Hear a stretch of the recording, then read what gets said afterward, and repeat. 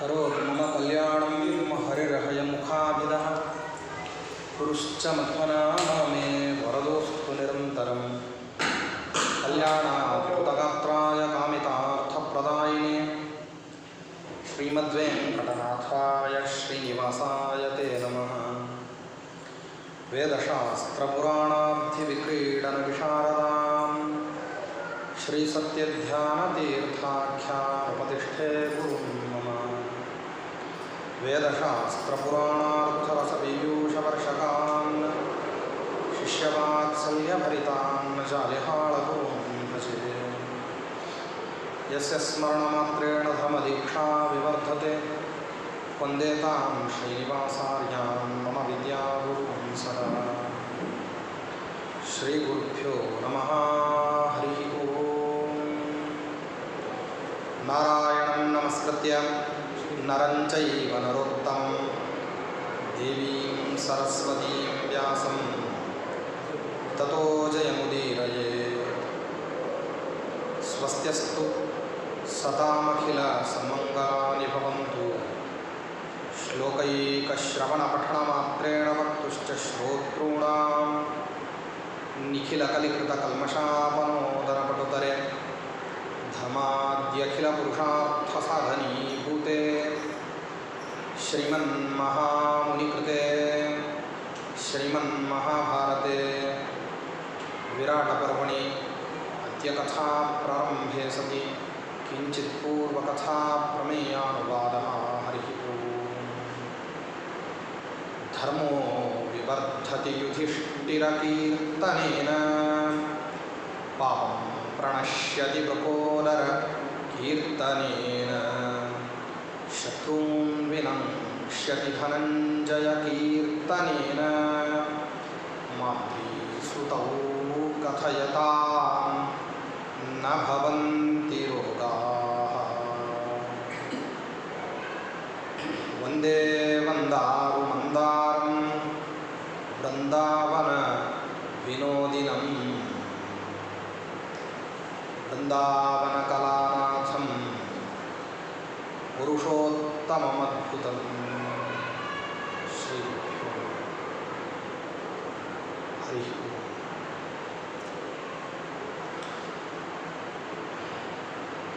ಕೀಚಕನ ವಧಾನಂತರದಲ್ಲಿ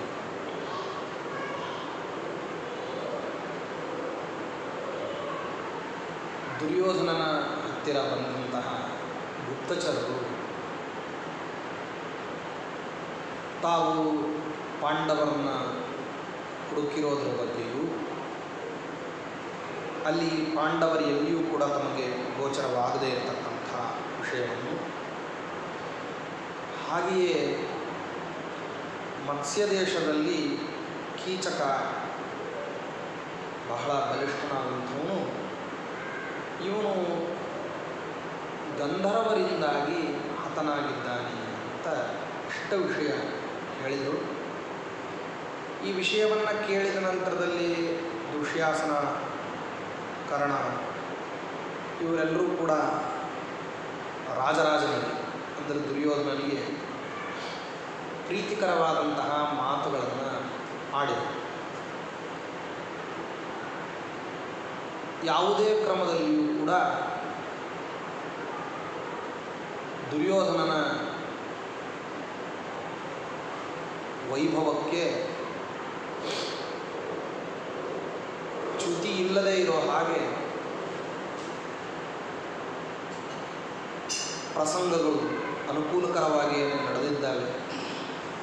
ಅವರಿಗೆ ತಾವು ಪಟ್ಟಿರತಕ್ಕಂಥ ಬವಣೆ, ಅಪಮಾನಗಳು ಅವು ತಲೆ ಎತ್ತಿ ತಿರುಗಾಡಲಿಕ್ಕೆ ಅವಕಾಶವನ್ನು ಕೊಡ್ತಿಲ್ಲ. ಆದ್ದರಿಂದ ಪಾಂಡವರನ್ನು ಪ್ರಾಯ ಹುಡುಕಿಸೋದಕ್ಕಿಂತಲೂ ಬಿಟ್ಟು ಬಿಡೋದು ಉತ್ತಮ ಅಂತ ಒಂದು, ಹುಡುಕಿಸೋದೇ ಆದ ಪಕ್ಷದಲ್ಲಿಯೂ ಕೂಡ ಅವರಿಗೋಸ್ಕರವಾಗಿ ಭಯ ಪಡಬೇಕಾದದ್ದೇನಿಲ್ಲ. ಆದ ಅಪಮಾನಗಳಿಂದಾಗಿ ಅವರು ತುಂಬ ಜರ್ಜರಿತರಾಗಿ ಹೋಗಿರ್ತಾರೆ ಅನ್ನುವಂಥದ್ದು ಒಂದು ಅಭಿಪ್ರಾಯ ಬಂತು. ಕಾರಣ ದುಶ್ಯಾಸನರಿಂದ ಇದು ವಾಸ್ತವದಲ್ಲಿ ದುರ್ಯೋಧನನಿಗೆ ಅಪೇಕ್ಷಿತವೇ ಆಗಿದ್ದರೂ ಕೂಡ ಇದರಿಂದ ದುರ್ಯೋಧನ ತೃಪ್ತನಾಗದೇ ಇರುವಂತೆ ದ್ರೋಣಾಚಾರ್ಯರ ಹತ್ತಿರದಲ್ಲಿ ಮುಖ ಮಾಡಿದಾಗ ದ್ರೋಣಾಚಾರ್ಯರು ಪಾಂಡವರು ಎಂಥವು ಆಕಸ್ಮಿಕವಾಗಿರತಕ್ಕಂತಹ ಮರಣ ಅನ್ನೋದು ಅವರಿಗೆ ಘಟ್ಟಿಸಲಿಕ್ಕೆ ಸಾಧ್ಯವೇ? ಅವರೆಂಥ ಗುಣಗಳ ಖನಿ. ಅಪಮಾನ ಏನೋ ಗುರುತರವಾದದ್ದಾಗಿದೆ, ಆದರೆ ಅದನ್ನು ಮೆಟ್ಟಿ ನಿಲ್ಲತಕ್ಕಂತಹ ಧಾರ್ಷ್ಟಿಕತನ, ಸಾಮರ್ಥ್ಯ ಪಾಂಡವರ ಹತ್ರ ಇಲ್ಲ ಅಂತ ಭಾವಿಸೋದು ಮೂರ್ಖತೆ. ಮತ್ತು ಅವರು ಇಷ್ಟೆಲ್ಲ ಗುಣವಂತರಾದದ್ದರಿಂದ ಅವರು ಸುಲಭವಾಗಿ ಮರಣೋಪಾಯವನ್ನು ತಾವು ಸ್ವೀಕಾರ ಮಾಡಲಿಕ್ಕೆ ಹೋಗೋದು. ಆದ್ದರಿಂದ ನನಗನ್ನಿಸ್ತದೆ ಪ್ರಯತ್ನಪೂರ್ವಕವಾಗಿ ಇನ್ನೂ ಪರೀಕ್ಷೆ ಮಾಡೋದು ಒಳ್ಳೆಯದು. ಯಾಕೆ ಅಂದರೆ ಇನ್ನೂ ಅಷ್ಟೊಂದು ಸಮಯ ಹೋಗಿಲ್ಲ ಅಂತ ಮಾತಾಡ್ತಾರೆ. ಅಂದರೆ ಇನ್ನೂ ಅಜ್ಞಾತವಾಸದ ಕಾಲ ಅವಶಿಷ್ಟ ಭಾಗ ಇದೆ ಅಂತನ್ನುವ ಅಭಿಪ್ರಾಯವನ್ನು ಕೊಡೋದ್ರ ಜೊತೆಗೆ ಏನು ಮಾಡಿದರೆ ಪಾಂಡವರು ಸಿಗ್ಲಿಕ್ಕೆ ಸಾಧ್ಯವೋ ಅಂಥದ್ದು ಯಾವುದಾದ್ರೂ ಒಂದು ನೀತಿಯನ್ನು ಬಳಸ್ತಾರೆ. ಯಾಕೆ ಅಂದರೆ ನೀವೆಲ್ಲ ಉಪಾಯಗಳನ್ನು ಮಾಡಿ ಅವರನ್ನು ಕಂಡು ಹಿಡಿಯಲಿಕ್ಕೆ ಪ್ರಯತ್ನ ಪಟ್ಟರೂ ಸುಲಭಕ್ಕೆ ಅವರು ಸಿಗುತ್ತಾರೆ ಅಂತ ಅನಿಸೋದಿಲ್ಲ. ಯಾಕೆ ಅಂದರೆ ಮನುಷ್ಯ ತಾನು ಕಾರ್ಯವನ್ನು ಮಾಡಿದ ಮೇಲೆ, ಕರ್ಮವನ್ನು ಮಾಡಿದ ಮೇಲೆ ಮನುಷ್ಯ ಫಲ ಬರಬೇಕಾದರೆ ಕರ್ಮ ಹೇಗೆ ಅದು ದೃಢವಾಗಿ ಅನುಷ್ಠಿತವಾಗಿರಬೇಕು, ಅದೇ ರೀತಿಯಲ್ಲಿ ಆ ಕರ್ಮಕ್ಕೆ ದೇವತಾ ಸಹಾಯವೂ ಇರಬೇಕು. ಈಗ ಪಾಂಡವರನ್ನು ಹುಡುಕಿಸ್ತಕ್ಕಂತಹ ಒಂದು ಕರ್ಮವನ್ನು ನೀನು ಮಾಡುತ್ತಿದ್ದಿ ಅಂದರೆ ಈ ವಿಷಯದಲ್ಲಿ ನಿನಗೆ ದೇವತಾ ಸಹಾಯ ಇಲ್ಲ, ಕಿಂತು ನೀವು ಹುಡುಕಿಸ್ಲಿಕ್ಕೆ ಹೊರಟಿರ್ತಕ್ಕಂತಹ ಪಾಂಡವರಿಗೆ ದೇವತಾ ಸಹಾಯ ಇದೆ. ದೇವತಾ ಸಹಾಯ ಪಾಂಡವರಿಗೆ ಇದ್ದದ್ದರಿಂದ ನೀ ಪ್ರಯತ್ನಪೂರ್ವಕವಾಗಿ ಹುಡುಕಿಸ್ಲಿಕ್ಕೆ ಹೋದರೂ ದೇವತೆಗಳು ಏನು ಮಾಡಿಬಿಡ್ತಾರೆ ಅಂದರೆ ಇದಕ್ಕೆ ಫಲ ಸಿಗದೇ ಇರೋ ಹಾಗೆ ಮಾಡ್ತಾರೆ. ದುರ್ಜ್ಞೇಯಾ ಖಲುತೆ ವೀರಾ ರಕ್ಷ್ಯಾ ನಿತ್ಯ ನೀಚ ದೈವತೈ. ನಿತ್ಯದಲ್ಲಿ ದೇವತಾ ವ್ಯಕ್ತಿಗಳು ಯಾರನ್ನ ರಕ್ಷಣೆ ಮಾಡ್ತಾ ಇದ್ದಾರೋ ಅವ್ರಿಗೆ ಅನರ್ಥ ಆಗಲಿಕ್ಕೆ ಅವ್ರು ಹೆಂಗೆ ಬಿಟ್ಟುಕೊಡ್ತಾರವರು? ನೀನು ಕರ್ಮವನ್ನು ಮಾಡಬೇಕಾದ್ರೆ ಪ್ರಯತ್ನದ ಬಲ ಹೊಂದವರಿಂದ ಮಾತ್ರ ಏನಾಗೋದಿಲ್ಲ ಅಂದರೆ ಫಲ ಸಿಗಲಿಕ್ಕೆ ಸಾಧ್ಯ ಇಲ್ಲ. ನೀನಂದುಕೊಂಡ ಫಲ ಬರಬೇಕು ಅಂದರೆ ಪ್ರಯತ್ನವೂ ಬೇಕು, ದೈವ ಸಹಾಯವೂ ಇರಬೇಕು. ಆದರೆ ನಿನಗಿಲ್ಲಿ ಪ್ರಯತ್ನ ಪ್ರಬಲವಾಗಿ ನೀನು ಮಾಡ್ತಿದ್ದಿ ಅಂತಾದರೆ ವಿರೋಧ ಪಕ್ಷದಲ್ಲಿರ್ತಕ್ಕಂಥ ಪಾಂಡವರಿಗೆ ಏನಾಗ್ತಾ ಇದೆ? ದೇವತಾ ಸಹಾಯ. ಫಲ ನಿನಗೆ ಬರಬೇಕೋ ಅವ್ರಿಗೆ ಬರಬೇಕು ಅಂತ ಪ್ರಶ್ನೆ ಬಂದರೆ ಅವರೂ ಪ್ರಯತ್ನವನ್ನು ಮಾಡ್ತಿದ್ದಾರೆ, ಅವರಿಗೆ ದೇವತಾ ಸಹಾಯ ಇದೆ. ನೀನೂ ಪ್ರಯತ್ನವನ್ನು ಮಾಡ್ತಿದ್ದಿ, ನಿನಗೆ ದೇವತಾ ಸಹಾಯ ಇಲ್ಲ, ವಿರುದ್ಧ ಪಕ್ಷದಲ್ಲಿ ದೇವತಾ ಸಹಾಯ ಇದೆ. ಇದನ್ನು ನೀನು ಗಮನಿಸು. ಅರ್ಥಸಿದ್ಧಿ ನಿನಗಾಗಬೇಕು ಅಂತಂದರೆ ಸುಲಭದಲ್ಲಿ ಆಗಲಿಕ್ಕೆ ಅವಕಾಶ ಇಲ್ಲ. ನಿನಗ ಅರ್ಥಸಿದ್ಧಿ ಆಗೋದು ಪಾಂಡವರಿಗೆ ಅನರ್ಥ ಅಂತ ಪರಿಭಾವಿಸೋದಾದ ಪಕ್ಷದಲ್ಲಿ ಅವರ ಅನರ್ಥವನ್ನು ತಪ್ಪಿಸ್ಲಿಕ್ಕೆ ದೇವತೆಗಳಿದ್ದಾರೆ. ಅವರ ಅನರ್ಥ ತಪ್ಪಿಸಿದ್ರು ಅಂದರೆ ನಿನಗೆ ಅರ್ಥಸಿದ್ಧಿ ಆಗೋದಿಲ್ಲ.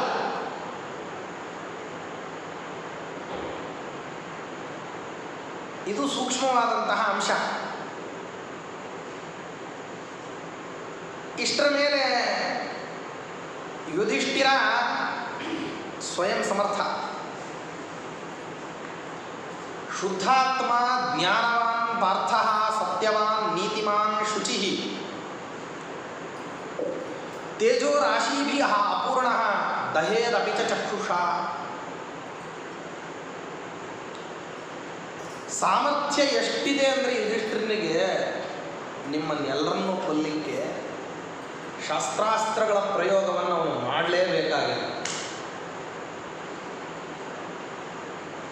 ಶಸ್ತ್ರಾಸ್ತ್ರಗಳ ಪ್ರಯೋಗವನ್ನು ಎಷ್ಟು ಯುಧಿಷ್ಠಿರ ಸಮರ್ಥ, ಆಳ್ವಿಕೆಯಲ್ಲಿ ಅವನಿಗೆ ಎಷ್ಟು ಸಾಮರ್ಥ್ಯ ಇದೆ ಅಂತ ನಿನ್ನೆ ಪ್ರಸ್ತಾಪನೆ ಮಾಡಿದ್ದೆ. ಯುಧಿಷ್ಠಿರ ತಾನು ರಾಜ್ಯಭಾರವನ್ನು ಮಾಡೋದು ಎಷ್ಟು ಸುಲಭವಾಗಿ, ಬೇರೆಯವರೆಲ್ಲರೂ ಕೂಡ ತುಂಬ ಕಷ್ಟಪಟ್ಟು ಕಾನೂನು ಕಟ್ಟಳೆಗಳ ಸಹಾಯದಿಂದ ರಾಜ್ಯಭಾರವನ್ನು ಮಾಡಬಲ್ಲರು ಅಂತಾದರೆ, ತನ್ನ ಸತ್ಯಸಂಧತೆ, ನೀತಿಯಲ್ಲಿ ಇರತಕ್ಕಂತಹ ನಿಷ್ಠೆ, ಗುರು ಹಿರಿಯರಲ್ಲಿ ಇರತಕ್ಕಂತಹ ಆದರ, ದೇವತಾ ಸಹಾಯ, ಸ್ವಕೀಯ ಗಾಂಭೀರ್ಯ, ಶೂರರಾದ ತಮ್ಮಂದರು, ಯೋಗ್ಯವಾಗಿರತಕ್ಕಂತಹ ಸದಾಚಾರ, ಅತ್ಯುತ್ಕೃಷ್ಟವಾಗಿರತಕ್ಕಂತಹ ಸಚ್ಚಾರಿತ್ರ್ಯವಂತಿಕೆ, ಈ ಎಲ್ಲದರ ಮೂಲಕವಾಗಿ ಆಳ್ವಿಕೆಯಲ್ಲಿ ಯಾವ ರೀತಿ ಅದ್ವಿತೀಯ ವ್ಯಕ್ತಿ ಅಂತ ಹೆಂಗೆ ಕರೆಸ್ಕೊಳ್ಳಲ್ಪಡ್ತಾನೋ ಯುಧಿಷ್ಠಿರ, ಶತ್ರು ನಿಗ್ರಹವನ್ನು ಮಾಡಬೇಕಂದ್ರೆ ನೀವೆಲ್ಲರೂ ಶಸ್ತ್ರದ ಸಹಾಯವನ್ನು ತಗೊಳ್ತೀರ. ಅವನಿಗೆ ವಾಸ್ತವದಲ್ಲಿ ಶಸ್ತ್ರಗಳೇ ಬೇಕಾಗಿಲ್ಲ. ಇದು ಮಹಾಭಾರತದಲ್ಲಿ 2ನೇ ಸರ್ತೆ ಬರ್ತಾ ಇರೋದು ಈ ವಿಷಯ. ಹಿಂದೆನೇ ದ್ರೌಪದಿ ಮಾನರಕ್ಷಣದ ಸಂದರ್ಭದಲ್ಲಿ ಪಾಂಡವರೆಲ್ಲರೂ ಹೊರಗೆ ಹೋದರು ಅಂತ ಹೇಳಿದಾಗ ಕುರುಡನಾದ ಧೃತರಾಷ್ಟ್ರ ಅವರು ಹೇಗೆ ಹೋದರು ಅಂತ ಕೇಳ್ತಾನೆ. ಯಾರಿಗೆ? ವಿದುರನಿಗೆ ಪ್ರಶ್ನೆ ಮಾಡ್ತಾನೆ, ಹೆಂಗೆ ಹೋದ್ರು ಪಾಂಡವರು? ಇಷ್ಟೆಲ್ಲ ಅಪಮಾನ ಆಗೋಗ್ಬಿಟ್ಟಿದೆ, ಅನರ್ಥ ಆಗೋಗ್ಬಿಟ್ಟಿದೆ, ಹೆಂಗೆ ಹೋಗಬೇಕು ವ್ಯಕ್ತಿ ಅಪಮಾನಿತನಾದಂತಹ ಸಂದರ್ಭದಲ್ಲಿ? ಅಲ್ಲೂ ಒಂದು ಅದ್ಭುತವಾದಂತಹ ಒಂದು ಗಾಂಭೀರ್ಯವನ್ನು, ಒಂದು ಧೀರತೆಯನ್ನು, ಒಂದು ಉದಾತ್ತತೆಯನ್ನು, ಒಂದು ಔದಾರ್ಯವನ್ನು, ಒಂದು ವಿದ್ಯಾಜನ್ಯವಾಗಿರತಕ್ಕಂತಹ ಅದ್ಭುತವಾದಂತಹ ಒಳ್ಳೆ ಯೋಗ್ಯ ವ್ಯಕ್ತಿತ್ವವನ್ನು ಪಾಂಡವರು ಮೆರೆದಿದ್ರಂತೆ. ಹೋಗಬೇಕಾದ್ರೆ ಯುಧಿಷ್ಠಿರ ತಾನು ತನ್ನ ಮುಖದ ಮೇಲೆ ಬಟ್ಟೆಯನ್ನು ಹಾಕ್ಕೊಂಡು ಹೋಗಿದ್ದ. ಯಾಕೆ ಅಂತ ಕೇಳುತ್ತಾನೆ. ಧೃತರಾಷ್ಟ್ರ ಮುಖದ ಮೇಲೆ ಯಾಕೆ ಬಟ್ಟೆ ಹಾಕ್ಕೋಬೇಕು? ವಾಸ್ತವದಲ್ಲಿ ವಿದುರ ಕೊಟ್ಟಿರುವಂತಹ ವಿವರಣೆಗೆ ಅನುಸಾರವಾಗಿ ಯುಧಿಷ್ಠಿರ ಅಪಮಾನದಿಂದ ತಲೆ ತಗ್ಸೋದಲ್ಲ, ಯುಧಿಷ್ಠಿರ ಲೆತ್ತವನ್ನು ಆಡಿ ಮೋಸ ಹೋದದ್ದಕ್ಕೆ, ಮೋಸಕ್ಕೆ ಸಾಕ್ಷಿಗಳು ಯಾರ್ಯಾರಿದ್ರೋ ಅವರು ತಲೆ ತಗ್ಗಿಸ್ಬೇಕಾಗಿತ್ತಲ್ಲಿ. ವಿದುರ ಕೊಟ್ಟಿರ್ತಕ್ಕಂತಹ ವಿವರಣೆ ಆಗಿತ್ತು. ಯಾರು ಮೋಸ ಮಾಡಿದ್ರೋ ಅವರು ತಲೆ ತಗ್ಗಿಸ್ಬೇಕೇ ಹೊರತು ಮೋಸ ಹೋದವನು ತಲೆ ತಗ್ಸೋದಲ್ಲ. ಮೋಸ ಹೋದವನು ಅಮಾಯಕ. ಅವನು ಅಯ್ಯೋ ತನಗೆ ಹೀಗಾಯ್ತಲ್ಲ ಅಂತ ಹೇಳಿ ತನ್ನ ಮಟ್ಟಿಗೆ ತಾನು ಸಂತಾಪ ಪಡಬೇಕೇ ಹೊರತು ತಲೆ ತಗ್ಗಿಸ್ಬೇಕಾಗಿಲ್ಲ. ತಲೆ ತಗ್ಗಿಸ್ಬೇಕಾದವರು ಯಾರು? ಯಾರು ತಾವು ಸಮುದಾಚಾರ ಸಂಪನ್ನರು, ತಾವು ಯೋಗ್ಯರು, ತಾವು ಉತ್ತಮ ಕುಲಾವತಂಸರು, ತಮಗೆ ಅದ್ಭುತವಾದಂತಹ ಜ್ಞಾನ ಇದೆ, ತಾವು ಸರಿಯಾದ ಮಾರ್ಗದಲ್ಲಿ ಇದ್ದೀವಿ, ಅನೇಕರಿಗೆ ತಾವು ಮಾರ್ಗದರ್ಶಕರಾಗಿ ಆದರ್ಶಪ್ರಾಯರಾಗಿ ಮೆರೀತಾ ಇದ್ದೀವಿ ಅಂತ ಹೇಳ್ಕೊಳ್ತಿದ್ರಲ್ಲ, ಆ ಹೇಳ್ಕೊಳ್ಳುವಂತಹ ವ್ಯಕ್ತಿಗಳು ಇಂಥ ಒಂದು ಅವಘಡ, ಇಂಥ ಒಂದು ಮೋಸ, ಈ ವಿಧವಾಗಿರತಕ್ಕಂತಹ ದುರ್ನಡತೆ ಇದು ತಮ್ಮ ಸಮಕ್ಷಮದಲ್ಲಿ ನಡೆದ್ರೆ ಅಪಮಾನಕ್ಕೆ ಅವ್ರ ತಲೆ ತಗ್ಗಿಸ್ಬೇಕಾಗಿತ್ತು. ವಿದುರ ಆ ರೀತಿ ವಿವರಣೆಯನ್ನು ಕೊಟ್ಟಿರ್ತಾನೆ. ಅಂದಮೇಲೆ ಅಷ್ಟೆಲ್ಲ ವಿವರಣೆ ಕೊಟ್ಟಿರ್ತಕ್ಕಂಥ ಆಗಿರತಕ್ಕಂತಹ ವಿದುರ ಹೋಗತಕ್ಕಂತಹ ಧರ್ಮರಾಜ ತಾನು ಮುಖದ ಮೇಲೆ ಬಟ್ಟೆ ಹಾಕ್ಕೊಂಡಿದ್ದ ಅಂದರೆ ಯಾಕೆ ಅಂತ ಧೃತರಾಷ್ಟ್ರನಿಗೆ ಪ್ರಶ್ನೆ ಬರೋದು ಸ್ವಾಭಾವಿಕ. ಕೇಳ್ತಾನೆ ಯಾಕೆ ಅಂತ. ಉತ್ತರ ವಿದುರ ಬಹಳ ಸ್ವಾರಸ್ಯವಾಗಿ ಕೊಡುತ್ತಾನೆ. ಧರ್ಮರಾಜನಿಗೆ ನಿನ್ನ ಮಕ್ಕಳನ್ನು ನಿಗ್ರಹ ಮಾಡಲಿಕ್ಕೆ ತನಗಾದ ಅಪಮಾನದ ಪ್ರತೀಕಾರವನ್ನು ಮಾಡೋದಕ್ಕೋಸ್ಕರ ತುಂಬ ಶ್ರಮ ಪಡಬೇಕಾದದ್ದೇನಿಲ್ಲ. ಅವನ ಕಣ್ಣು ತೆಗೆದು ನೋಡಿದರೆ ಯಾವ ಯಾವ ಆಸನದಲ್ಲಿ ನಿನ್ನ ಮಕ್ಕಳು ಕೂತಿದಾರೋ ಅದೇ ಆಸನದಲ್ಲಿ ಏನಾಗಿರ್ತಾರೆ ಅಂದರೆ ಬೂದಿ ಗುಡ್ಡೆಗಳಾಗಿ ಬಿಟ್ಟಿರ್ತಾರೆ. ಅಷ್ಟು ಸಾಮರ್ಥ್ಯ ಇದೆ. ಅಷ್ಟು ಧರ್ಮಜ್ಞನೂ ಕೃತಜ್ಞನೂ ವದಾನ್ಯನೂ ದಾನಶೂರನೂ ನೀತಿಶೌಂಡನೂ ಆಗಿರತಕ್ಕಂಥ ವ್ಯಕ್ತಿ ತಾನು ತನ್ನ ತಮ್ಮಂದಿರಿಂದ ತನ್ನ ಹೆಂಡತಿಯಿಂದ ಸೇರಿಕೊಂಡು ಪ್ರಚ್ಛನ್ನವಾದ ವೇಷದಲ್ಲಿ ಇದ್ದಾನೆ. ಅವನನ್ನು ಹುಡುಕಿಸ್ಲಿಕ್ಕೆ ಕಳಿಸಿದರೆ ಗುಪ್ತಚರರು ಸೋತು ಸಿಗದೇನೆ ಹಿಂದೆ ಹಿರುಗಿದ್ದಾರೆ ಅಂತಂದರೆ ನೀನು ಸ್ವಯಂ ಊಹಾ ಮಾಡಬೇಕು ಅವರ ಪಕ್ಷದಲ್ಲಿ ದೇವತಾ ಸಹಾಯ ಎಷ್ಟಿದೆ ಅಂತ. ಆದ್ದರಿಂದಾಗಿ ತಸ್ಮಾತ್ ಯತ್ನಶ್ಚ ಕ್ರಿಯತಾಂ ಭೂಯಶ್ಚ ಮೃಗಯಾಮಹೇ ಬ್ರಾಹ್ಮಣೈ ಚಾರಪುರುಷೈ ಸಿದ್ಧೈ ತಾಪಸ ನೈಪುಣೈ. ಅದಕ್ಕೆ ಗುಪ್ತಚರರ ವರ್ಗಕ್ಕೆ ಹೊಸದಾದ ಆಯಾಮವನ್ನು ಹೇಳುತ್ತಾರೆ. ದ್ರೋಣಾಚಾರ್ಯರ ಮಾತನ್ನು ಬಹಳ ಸೂಕ್ಷ್ಮವಾಗಿ ಗಮನಿಸಬೇಕು. ಇಷ್ಟರವರೆಗೆ ಹೋಗಿ ಬಂದಲ್ಲ, ಯಾರೋ ಭಿಕ್ಷದವರ ರೀತಿಯಲ್ಲಿ ವ್ಯಾಪಾರಿಗಳ ರೀತಿಯಲ್ಲಿ ವ್ಯವಹಾರಸ್ತ್ರ ಕ್ರಮದಲ್ಲಿ ಹೋಗ್ಬಿಟ್ಟು ಹುಡುಕಿ ಬಂದ್ರಲ್ಲ, ಇವರು ವಾಸ್ತವದಲ್ಲಿ ಕೆಲಸಕ್ಕೆ ಬರದೇ ಇರೋರು. ಹಾಗಾದರೆ ಈ ಕೆಲಸ ಯಾರು ಮಾಡಬೇಕು?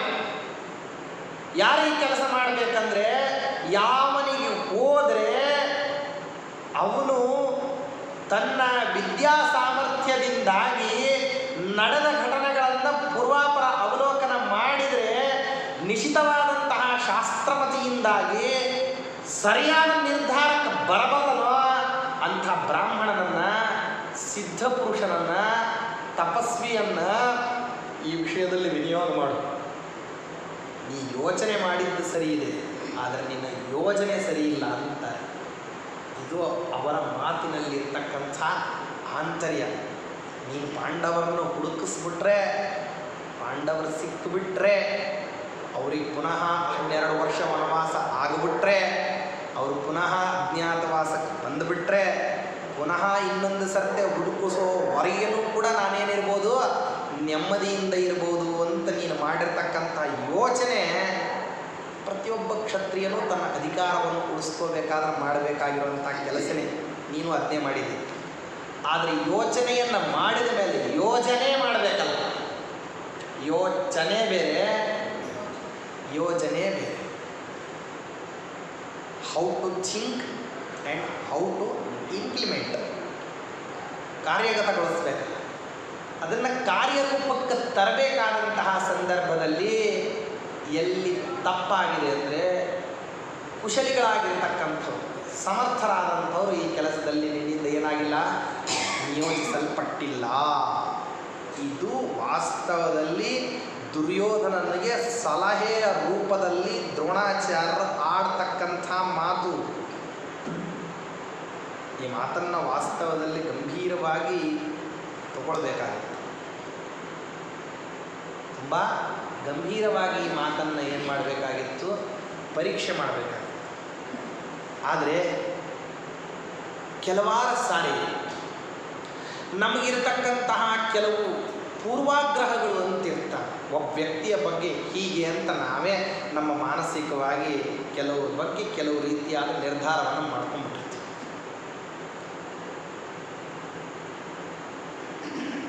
ಅದನ್ನೇ ಸರಿ ಅಂತ ಹೇಳಿಬಿಟ್ಟು ನಾವು ಅದಕ್ಕೆ ತಕ್ಕಂಗೆ ಯೋಚನೆ ಮಾಡ್ತಿರ್ತೀವಿ. ನಮ್ಮ ಪೂರ್ವಾಗ್ರಹ ಪೀಡಿತವಾಗಿರ್ತಕ್ಕಂತಹ ಮನಸ್ಥಿತಿ ನಮಗೆ ಸರಿಯಾಗಿ ಯೋಚನೆ ಮಾಡಲಿಕ್ಕೆ ಏನು ಮಾಡ್ತಿರೋದಿಲ್ಲ ಅಂತಂದರೆ ಅವಕಾಶವನ್ನು ಕೊಡ್ತಿರೋದು. ಮನುಷ್ಯ ತಾನು ಉನ್ನತವಾದ ಸ್ಥಾನಕ್ಕೆ ಬರಬೇಕು ಅಂದರೆ ಮೊದಲು ಪೂರ್ವಾಗ್ರಹ ಪೀಡಿತನಾಗಿ ಯೋಚನೆ ಮಾಡೋದನ್ನು ಬಿಡಬೇಕು.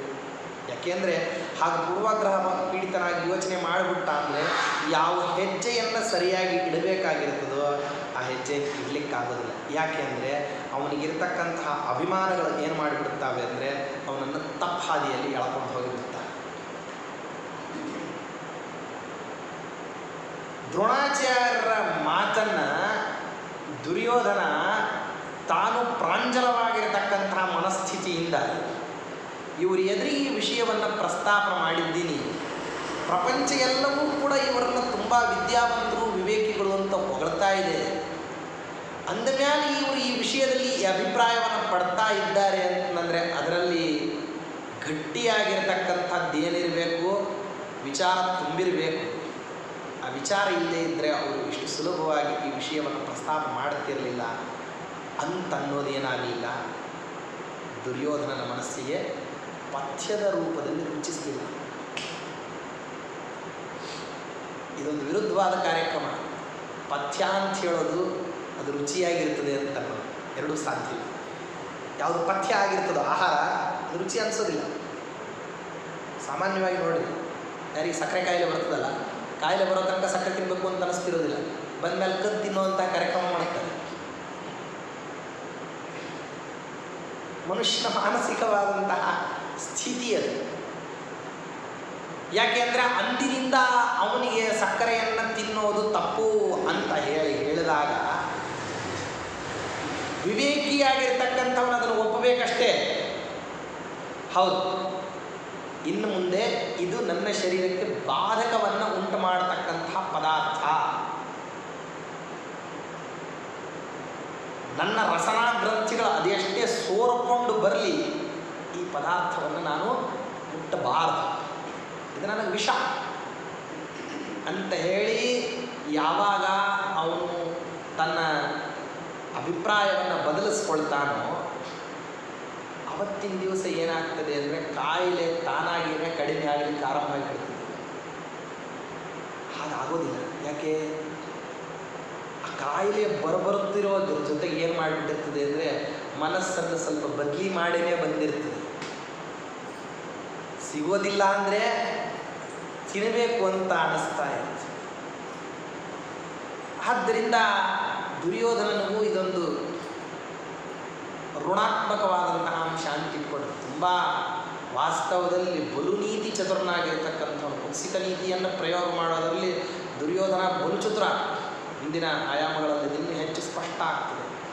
ಆದರೆ ಅಷ್ಟು ಚಾತುರ್ಯವೂ ಕೂಡ ಕೆಲವು ಕಡೆ ಮಣ್ಣು ತಿಂದುಬಿಡ್ತದೆ. ಯಾಕೆಂದರೆ ಈ ವಿಧವಾದಂತಹ ಪೂರ್ವಾಗ್ರಹ ಪೀಡಿತವಾಗಿರುವಂತಹ ಮನಸ್ಥಿತಿಯ ಕಾರಣದಿಂದ. ಇದನ್ನು ದ್ರೋಣಾಚಾರ್ಯರು ಹೇಳಿದ ಮೇಲೆ ಭೀಷ್ಮಾಚಾರ್ಯರನ್ನು ನೋಡ್ತಾನೆ. ಅವರು ಇದಕ್ಕಿಂತಲೂ ಒಂದು ಮಟ್ಟ ಹೆಚ್ಚು, ಇನ್ನೂ ಒಂದು ತೂಕ ಹೆಚ್ಚು. ಸ್ವಯಂ ವಿದ್ಯಾವಂತರು, ಪಕ್ವವಾಗಿರ್ತಕ್ಕಂತಹ ಜ್ಞಾನ, ಭಗವಂತನಂತಹ ಗುರುಗಳು. ಆದರೆ ನೋಡ್ರಿ ಸ್ವಾರಸ್ಯ, ಪರಮಾತ್ಮ ಎಲ್ಲ ಕೊಟ್ಟಿರ್ತಾನೆ. ಕೆಲವು ಸಲ ಅದ್ಭುತವಾಗಿರತಕ್ಕಂತಹ ವಿದ್ಯಾವನ್ನೆಲ್ಲವನ್ನೂ ಕೊಟ್ಟು ಈ ಭೀಷ್ಮಾಚಾರ್ಯರಿಗೆ, ದ್ರೋಣಾಚಾರ್ಯರಿಗೆ ಮೈಕ್ ಮಾತ್ರ ಕಿತ್ಕೊಂಡ್ಬಿಟ್ಟಿದ್ದಾರೆ.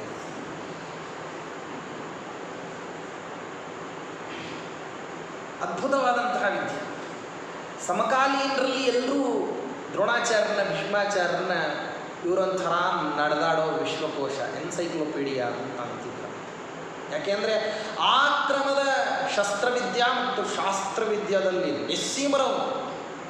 ಅವರೊಂದು ಮಾತನ್ನು ಹೇಳುತ್ತಾರೆ ಅಂತಂದರೆ ಅದಕ್ಕೆ ಶಾಸ್ತ್ರವನ್ನು ವಿಪುಲತರವಾಗಿ ಏನು ಮಾಡ್ತಿದ್ರಂತಂದರೆ ಪ್ರಮಾಣತ್ವೇನ ಉದಾಹರಣವನ್ನು ಮಾಡ್ತಿದ್ರಂತೆ. ಇಂಥ ಶಾಸ್ತ್ರಗಳಲ್ಲಿ ಈ ರೀತಿ ಇದೆ ಅಂತ ಹೇಳಿ ಅತ್ಯಂತ ತಮ್ಮ ಮಾತುಗಳನ್ನು ಸಂಪೂರ್ಣ ಪ್ರಮಾಣದಲ್ಲಿ ಅದನ್ನು ದೃಢೀಕೃತವನ್ನಾಗಿ ಶಾಸ್ತ್ರಾಧಾರಿತವಾಗಿ ಏನು ಮಾಡ್ತಿದ್ರಂತೆ ಅದನ್ನು ನಿರೂಪಿಸ್ತಾ ಇತ್ತು. ಹೀಗೆ ನಿರೂಪಿಸ್ತಕ್ಕಂತಹ ವಿಷಯಗಳು ಏನಾಗೋಗ್ಬಿಡುತ್ತಂದರೆ ಎಂಥ ಹೆಡ್ಡನಿರಲಿ, ಅವನು ಮೂರ್ಖನಿರಲಿ, ಏನೂ ತಿಳಿದೇ ಇದ್ದವನಿರಲಿ, ಇವರ ಮಾತನ್ನು ಕೇಳಿ ಹೆಜ್ಜೆ ಇಟ್ಟ ಅಂದರೆ ಜಗತ್ತಲ್ಲ ಅವನಿಗೆ ತಾನಾಗೇನೆ ಏನಾಗಿರಬೇಕು ಅಂದರೆ ಅವನಿಗೆ ಹಾರಾತುರಾಯಿಗಳು ಸಿಗಬೇಕು. ಏಕೆಂದರೆ ಇವರು ವಿದ್ಯಾ ಪ್ರಯೋಗ ಅಷ್ಟು ಅದ್ಭುತವಾದಂಥ. ಆದರೆ ಪರಮಾತ್ಮ ವಿದ್ಯಾವಂತಿಕೆಯನ್ನು ಕೊಟ್ಟಿದ್ದ, ಸಾಮರ್ಥ್ಯವನ್ನು ಕೊಟ್ಟಿದ್ದ, ಶಕ್ತಿಯನ್ನು ಕೊಟ್ಟಿದ್ದ. ಆದರೆ ಮಾತಾಡದೇ ಇರೋ ಹಂಗೆ ಮೈಕನ್ನು ದುರ್ಯೋಧನ ಕೈಯಲ್ಲಿ ಇಟ್ಟಿದ್ದ. ಮೈಕ್ ಮಾತ್ರ ದುರ್ಯೋಧನ. ಅವನು ಕೇಳಿದರೆ ಇವರು ಮಾತಾಡಬೇಕು, ಅವನು ಕೇಳಲಿಲ್ಲ ಅಂದರೆ ಇವರು ಹೇಳ್ತಕ್ಕಂತಹ ಅಭಿಪ್ರಾಯಗಳಿಗೆ ಯಾವ ಬೆಲೆಯೂ ಇಲ್ಲ. ಯಾವಾಗ ದುರ್ಯೋಧನ ಭೀಷ್ಮಾಚಾರ್ಯರ ಹತ್ರ ನೋಡ್ದ, ಆಗ ಭೀಷ್ಮಾಚಾರ್ಯ ಅಂತಾರೆ, ಜಗತ್ನಲ್ಲಿ ದುರ್ಯೋಧನ ಅಸತ್ಸು ದುರ್ಲಭಾಂ ನಿತ್ಯಂ ಸತಾಂಚ ಅಭಿಮತಾಂ ಸದಾ ಯಥಾನೋ ಬ್ರಾಹ್ಮಣೋವಾದಿ ಆಚಾರ್ಯ ಸರ್ವಧರ್ಮವಿದ ಶ್ರುತಶಾಸ್ತ್ರೋಪಸಂಪನ್ನಾ ನಾಶಂ ನಾಯಾಂತಿ ಪಾಂಡವ. ಸಾಮಾನ್ಯವಾಗಿಯೇ ಅಸಜ್ಜನರಿಗೆ ಅತ್ಯಂತ ದುರ್ಲಭವಾದಂಥದ್ದು ಯಾವುದು ಅಂತಂದರೆ, ಯಾವುದನ್ನು ಸಾತ್ವಿಕರು ಒಪ್ಪುತ್ತಾರೋ ಅಂಥ ಮಾತುಗಳು. ಆ ಮಾತುಗಳನ್ನೇ ಏನು ಮಾಡೋದಿಲ್ಲಂತೆ, ಮೊದಲನೇದಾಗಿ ದುರ್ಜನರು ಒಪ್ಪೋದಿಲ್ಲ. ಆ ಮಾತಿನಂತೆ ನಡ್ಕೊಳ್ಳೋದು ಮುಂದಿನ ಕಾರ್ಯಕ್ರಮ. ಮಾತನ್ನೇ ಮೊದಲು ಒಪ್ಪಲ್ಲ.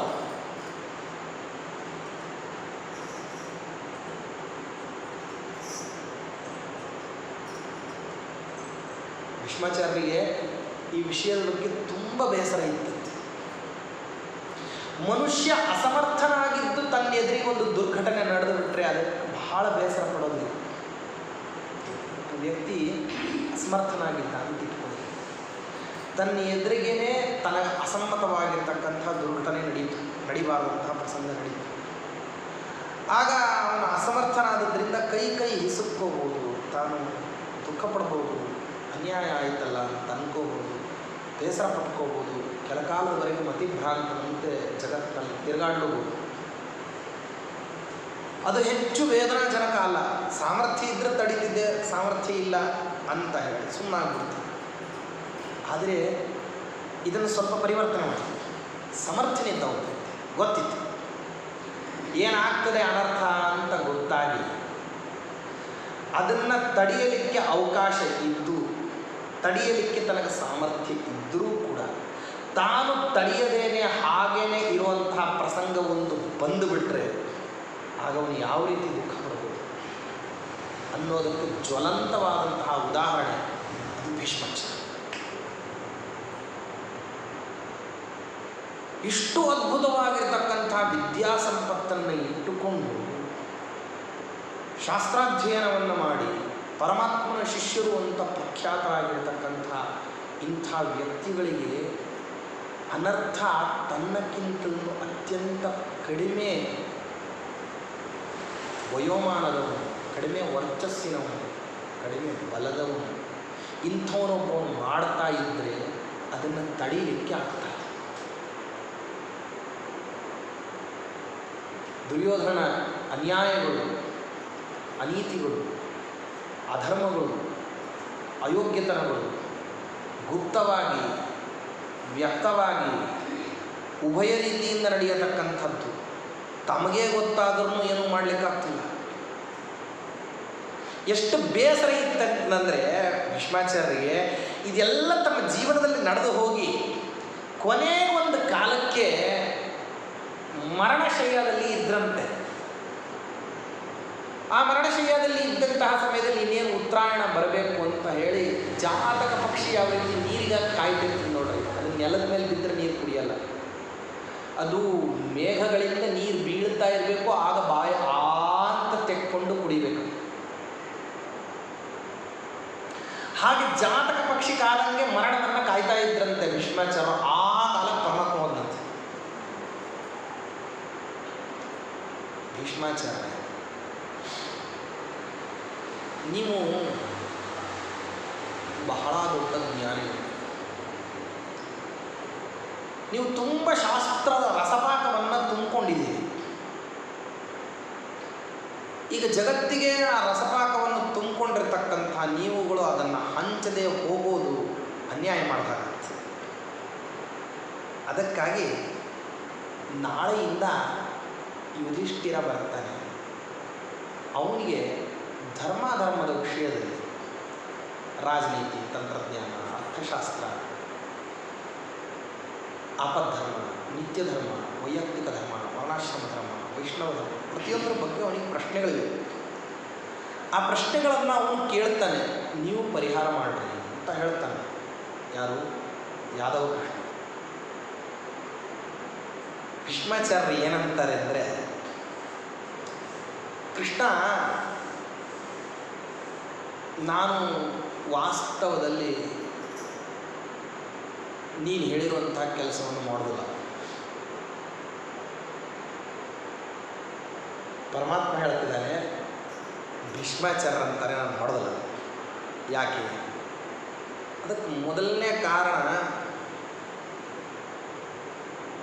ಅತ್ಯಂತ ಅಸಹನೆ, ಅತ್ಯಂತ ದುಃಖ. ಯಾವ ವಿದ್ಯಾವಂತಿಕೆ ಇದ್ದು ಯಾವ ದುರ್ಘಟನೆಯನ್ನು ನಾನು ತಪ್ಪಿಸ್ಬಹುದಿತ್ತೋ, ವಿದ್ಯಾವಂತನಾಗಿದ್ದು ನಾನು ಆ ದುರ್ಘಟನೆಯನ್ನು ತಪ್ಪಿಸ್ಲಿಕ್ಕಾಗಲಿಲ್ಲ. ಅದಕ್ಕೆ ತುಂಬ ಬೇಸರ ಇದೆ ನನಗೆ. ಅನರ್ಥ ನನ್ನ ಕಣ್ಣೆದುರಿಗೆ ನಡೆದು ನಾನು ಸಮರ್ಥನಾಗಿದ್ದು ಅದನ್ನು ತಡೆ ಹಿಡಿಯಲಿಕ್ಕೆ ಸಾಧ್ಯ ಇದ್ದರೂ ಅದು ಆಗದೆ ಹೋದದ್ದು ದೊಡ್ಡ ವಿಪರ್ಯಾಸ ನನ್ನ ಎದುರಿಗೆ ನಡೀತದೆ. ಬಹಳ ವೇದನೆ ಇದೆ. ಎರಡನೇದ್ದು ಕಾರಣ, ಶರೀರದಲ್ಲಿ ತುಂಬ ದೌರ್ಬಲ್ಯ ಬಂದ್ಬಿಟ್ಟಿದೆ. ಉಪದೇಶ ಮಾಡುವಷ್ಟೇನಿಲ್ಲ, ಶರೀರದಲ್ಲಿ ಚೈತನ್ಯ ಇಲ್ಲ. ಇದು ಎರಡನೇದ್ದು. ಸುಮ್ಮನೆ ಅಂದರೆ ನನಗಿಂತ ಸಾಕಾಗಿದೆ ಜೀವನ. ಮೂರನೇದಾಗಿ ಮನಸ್ಸಿಲ್ಲ. ಉಪದೇಶ ಮಾಡೋವನಿಗೆ ಮೊದಲು ಬೇಕಾದದ್ದು ಏನಂದರೆ ಮನಸ್ಥಿತಿ. ನಾನು ಇವನಿಗೆ ವಿದ್ಯಾ ಕೊಡ್ತೀನಿ ಅಂತನ್ನುವಂಥ ಮನಸ್ಥಿತಿ ಇದೆ, ಅದಿಲ್ಲ. ಈ ಮೂರು ಇಲ್ಲದೆ ಇರುವಂತಹ ಸಂದರ್ಭದಲ್ಲಿ ಇಂದ್ರಿಯಗಳೆಲ್ಲ ಬಳಲಿ ಹೋಗ್ಬಿಟ್ಟಿದೆ. ತುಂಬ ಇಂದ್ರಿಯಗಳಲ್ಲಿ ಶೈಥಿಲ್ಯ ಬಂದ್ಬಿಟ್ಟಿದೆ. ಅದರಿಂದ ಆಗೋದಿಲ್ಲ ಹೇಳುತ್ತಾರೆ. ಪರಮಾತ್ಮ ಆಗಂತಾನೆ, ಸ್ವಾಮಿ, ಇಷ್ಟು ದಿವಸದವರೆಗೆ ನೀವು ಹೇಳದೇ ಇರಲಿಕ್ಕೆ ಏನು ಕಾರಣ ಅಂತ ನನ್ನನ್ನು ದೂಷಣೆ ಮಾಡ್ತೀರಿ ನನಗೆ ಗೊತ್ತಿದೆ. ಇಷ್ಟೆಲ್ಲ ವಿದ್ಯಾ ಕೊಟ್ಟು ನನಗೆ ಹೇಳದೇ ಇರೋ ಹಾಗೆ ಮಾಡಿದ್ವಿ ಅಂತ ನಿಮಗೆ ನನ್ನ ಮೇಲೆ ಏನಿದೆ ಅಂದರೆ ಬೇಸರ ಇದೆ. ವೈಯಕ್ತಿಕವಾಗಿ ನಿಮಗೆ ನನ್ನ ಮೇಲೆ ಬೇಸರ ಯಾಕೆ ಅಂತಂದರೆ, ನಿಮ್ಮ ವಿದ್ಯಾ ಕಾಲೋಚಿತವಾಗಿ ಪ್ರಕಾಶಕ್ಕೆ ಬರದೇ ಹೋಗಲಿಕ್ಕೆ ಕಾರಣ ಏನಂದರೆ ನಿಮ್ಮ ಪಕ್ಕದಲ್ಲಿ ದುರ್ಯೋಧನನ್ನು ಕೂರಿಸಿದ್ರು.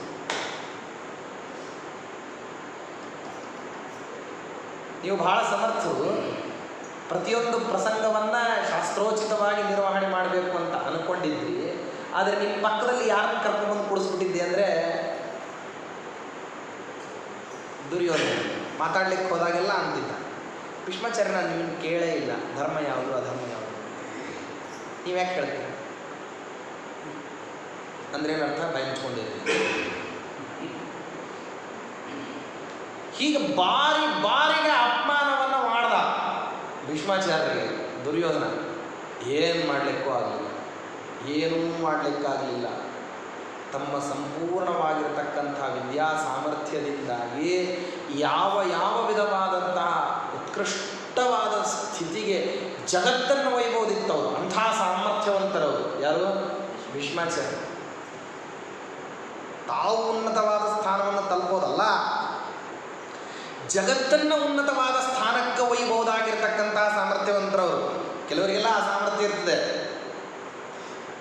ಯಾವ ಸಾಮರ್ಥ್ಯ ಅಂದರೆ, ತಾವು ತಮ್ಮ ಸ್ವಸಾಧನೆಯನ್ನು ಮಾಡಿಕೊಳ್ಳೋದ್ರ ಜೊತೆಗೆ ತಮ್ಮೊಂದಿಗೆ ಇದ್ದಂತಹ ವ್ಯಕ್ತಿಗಳನ್ನೇ ಏನು ಮಾಡ್ತಾರೆ ಅಂತಂದರೆ ಆಕಾಶದ ಎತ್ತರಕ್ಕೆ ಬೆಳೆಸುತ್ತಾರೆ. ಅಂಥ ಸಾಮರ್ಥ್ಯ ಇತ್ತು ಯಾರಿಗೆ? ಭೀಷ್ಮಾಚಾರ್ಯರಿಗೆ. ಯಾಕೆಂದರೆ 500 ವರ್ಷ ಸತತ ಅಧ್ಯಯನವನ್ನು ಮಾಡಿದ್ರು. ಸಾಮಾನ್ಯವಾದಂಥ ಅಧ್ಯಯನ ಅಲ್ಲ. ಅಷ್ಟು ಅಧ್ಯಯನ ಮಾಡಿರ್ತಕ್ಕಂಥವ್ರಿಗೆ ಯಾವ ರೀತಿ ತಮ್ಮ ವಿದ್ಯಾ ವಿನಿಯೋಗವನ್ನು ಮಾಡಿ ಜಗತ್ತನ್ನು ಉತ್ಕೃಷ್ಟ ಸ್ಥಿತಿಗೆ ತಲುಪಿಸಬೇಕು ಅಂತ ಹೇಳಿ ಗೊತ್ತಾಗೋದಿಲ್ವೇ? ಆದರೆ ಅದು ಯಾವುದಕ್ಕೂ ಅವಕಾಶ ಇಲ್ಲ. ಇದಕ್ಕೆಲ್ಲ ಏನು ಕಾರಣ? ಪರಮಾತ್ಮ ಅಂತ. ಇದಕ್ಕೆಲ್ಲ ಏನು ಕಾರಣ? ಬೇರೆದೇನಿಲ್ಲ, ನಾನು ಸ್ವತಂತ್ರ ಅನ್ನೋದೇ ಕಾರಣ. ಬೇರೆದೇನಿದೆ? ಸ್ವತಂತ್ರನಾದಂತಹ ಪರಮಾತ್ಮ ಅಪೇಕ್ಷೆ ಪಟ್ಟಿದ್ರೆ ಎಷ್ಟೊತ್ತಿತ್ತು, ಎಷ್ಟು ಕ್ಷಣದಲ್ಲಿ ಉನ್ನತವಾದಂತಹ ಸ್ಥಾನಕ್ಕೆ ತಾವು ಹೋಗೋದಲ್ಲ, ಜಗತ್ತನ್ನು ಒಯ್ಬೋದಿತ್ತಲ್ಲ. ಆ ಬೇಸರ ಇತ್ತಂತ ಯಾರಿಗೆ? ಭೀಷ್ಮಾಚಾರ್ಯ. ಆ ಬೇಸರವನ್ನು ಹೊರಹಾಕಲಿಕ್ಕೆ ಏನು ಮಾಡಿದ್ರಂತೆ, ಕೊನೆ ಕಾಲಕ್ಕೆ ಪರಮಾತ್ಮ ಮಾಡ್ರಿ ಅಂದ, ಒಲ್ಲೆ ಅಂದರು. ಪರಮಾತ್ಮ ಅಂದ, ನೋಡ್ರಿ ಭೀಷ್ಮಾಚಾರ್ಯ, ಹೇಳ್ರಿ ಅಂತ ನಿಮ್ಗೆ ಹೇಳಿದ್ದೀನಿ, ನಿಮ್ಮ ಬಾಯಿಯಿಂದ ಹೇಳಿಸೋದು ನನ್ನ ಸಾಮರ್ಥ್ಯ ಅಂತ ನಿಮ್ಗೆ ಗೊತ್ತಿರಬೇಕಲ್ವಾ ಅಂದ. ನಿಮಗೆ ಹೇಳೋದಕ್ಕೋಸ್ಕರವಾಗಿ ಕರ್ಕೊಂಬಂದು ಕೂಡಿಸಿದ್ದೀನಿ ಅಂದರೆ ನಿಮ್ಮಿಂದ ಹೇಳಿಸೋದು ಹೇಗೆ ಅಂತ ಗೊತ್ತಿದೆಯೋ ಇಲ್ಲ ನನಗೆ. ಕರ್ಕೊಂಬಂದು ಕೂಡಿಸ್ತೀನಿ, ನಿಮ್ಮನ್ನು ಹೇಳ್ರಿ ಅಂತ ಹೇಳಿ ಪ್ರೇರಣೆ ಮಾಡ್ತಿದ್ದೀನಿ. ಯಾಕೆ ಅಂತಂದರೆ ಯಾರ ಹತ್ರ ನೀವು ಹೇಳಬೇಕಾಗಿರೋದು? ಶುದ್ಧ ಅಜ್ಞಾನಿಯಾಗಿರ್ತಕ್ಕಂಥ ವ್ಯಕ್ತಿ ಎದುರಿಗೆ ನೀವು ಹೇಳಬೇಕೇನೋ? ಅಲ್ಲ. ಮಲಗಿ ಪರಮಾದರದಿ ಪಾಡಲು ಕುಳಿತು ಕೇಳುವ ಯುಧಿಷ್ಠಿರ ಏನು ಕೇಳ್ಕೊಂತಾನೆ ಅಂತ ಅನ್ನೋದು ಮುಂದಿದ್ದು. ಎದುರಿಗೆ ಯಾರು ಕೂತಿರ್ತಾರೆ? ನಾನು ಕೂತಿರ್ತೀನಿ. ಯುಧಿಷ್ಠಿರನಿಗೆ ಅರ್ಥ ಆಗಬೇಕು ಅಂತ ಅನ್ನೋದು ಸೆಕೆಂಡ್ರಿ, ಪ್ರೈಮರಿ ಸಬ್ಜೆಕ್ಟ್ ಯಾವ್ದಂದ್ರೆ ನನ್ನ ಮುಂದೆ ಹೇಳ್ರಿ ಅಂತ. ಅಂದರೆ ನಿಮಗೆ ವಿದ್ಯಾ ಕೊಟ್ಟವನ್ನ ನಾನು, ನಿಮಗೆ ವಿದ್ಯೆ ಹೇಳು ಅಂತ ಹೇಳ್ದವನ್ನ ನಾನು. ಹೇಳ್ರಿ ಅಂತ ಹೇಳಿದಾಗ ಹೇಳೋದಿಲ್ಲ ಅಂತ ಹೇಳಲಿಕ್ಕೆ ನಿಮಗೇನಿಲ್ಲ, ಅಧಿಕಾರ ಇಲ್ಲ. ನಾನು ಕುಣಿಸ್ದಂಗೆ ಕುಣಿಬೇಕಾಗಿರುವಂಥ ವ್ಯಕ್ತಿಗಳು ನೀವು ಹೇಳಬೇಕು ಅಂದ ತಕ್ಷಣ ಆಯಿತು ಅಂತ ಒಪ್ಕೋಬೇಕು. ನೀವು ಯಾವಾಗ ಹೇಳಬೇಕು, ಎಲ್ಲಿ ಹೇಳಬೇಕು, ಯಾರಿಗೆ ಹೇಳಬೇಕು, ಯಾರಿಗೆ ಉತ್ಕೃಷ್ಟವಾದಂತಹ ಸ್ಥಾನಮಾನಗಳು ಸಿಗಬೇಕು, ಅದನ್ನು ನೀವು ನಿರ್ಧಾರ ಮಾಡೋದಲ್ಲ. ಅದನ್ನು ಯಾರು ನಿರ್ಧಾರ ಮಾಡೋರು? ನಾನು. ನೀವು ದೊಡ್ಡ ವಿವೇಕಿಗಳಾಗಿದ್ದು ನಿಮಗೊಂದು ಸ್ವಲ್ಪ ಪಂಕ್ತಿಯನ್ನು ಬದಲಿಸ್ಕೊಳ್ಳಿಕ್ಕಾಗ್ತಿರಲಿಲ್ಲ. ಯಾಕೆ ತಿಂದೇವ್ರ ಪಕ್ಕದಲ್ಲಿ ಕೂತ್ಕೊಂಡು ಚಿರೋಟಿ ಹಾಕಲಿಲ್ಲ ಅಂತ ಯಾಕಂತೀರಿ? ಅವನು ತಿಂದೇ ಇದ್ದವನು ಅಂತ ಗೊತ್ತಿತ್ತೋ ಇಲ್ಲ ನಿಮಗೆ? ಅವನ ಪಕ್ಕದಲ್ಲಿ ಕೂತ್ಕೊಂಡು ಅವ ಬಂದದ್ದನ್ನೆಲ್ಲ ಬೇಡ ಬೇಡ ಬೇಡ ಅಂತ ಇದ್ರೆ ಅವನ ಪಕ್ಕದಲ್ಲಿ ಕೂತಾಗ ನಿಮಗೂ ಬಡಿಸ್ದೇನೆ ಏನು ಮಾಡ್ತಾನೆ? ಬಡಿಸೋನು ಮುಂದೆ ಹೋಗ್ಬಿಡ್ತಾನೆ ಅವನು. ನೀವು ಕೂತ್ಕೋಬೇಕಾದ್ರೆ ಚೆನ್ನಾಗಿ ತಿಂದವ್ರು ಏನು ಮಾಡ್ಬೇಕು? ನೀವು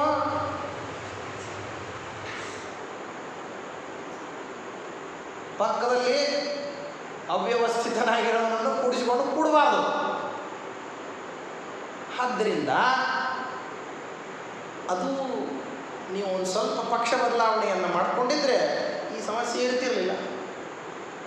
ನೀವು ಅಧಾರ್ಮಿಕರ ಪಕ್ಷದಲ್ಲಿ ಇದ್ದುಕೊಂಡು ಹೇಳಲಿಕ್ಕೆ ನನಗೆ ಅವಕಾಶ ಕೊಡಲಿಲ್ಲ ಅಂತ ಯಾಕನ್ಬೇಕು? ನೀವು